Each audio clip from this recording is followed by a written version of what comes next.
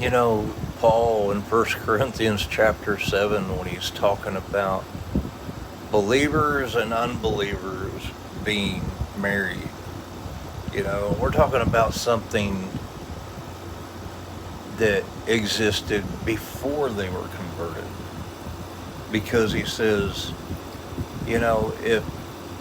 if a brother or a sister has an unbelieving spouse and they be pleased to dwell with them, let them remain together.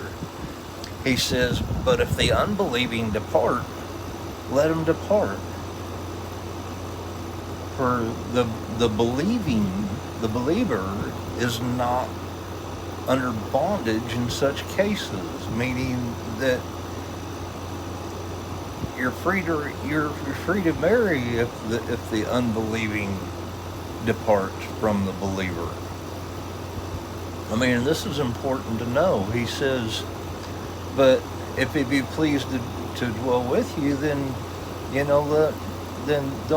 don't be separated. He says, how do you know whether the believer might save the unbelieving? He says, for the unbeliever is sanctified by the believer. He says, else were your children unholy, but now are they holy.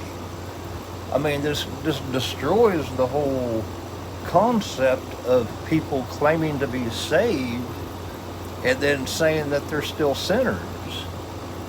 I mean, Paul describes the salvation in Ephesians 4. He says, makes this list of things. He says, such were some of you, but you're sanctified, you're cleansed,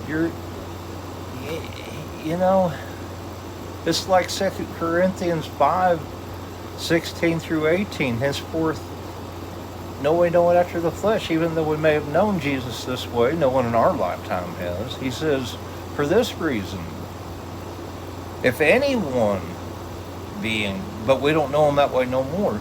Verse 17, if anyone then, for this reason, be in Christ Jesus, they're a new creature.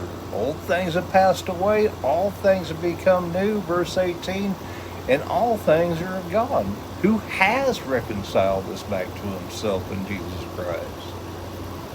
I mean, people just they're not hearing the faith. And when you hear the faith, you got to believe it to enter it. And we're only saved by faith. If you believe a lie, you're not saved.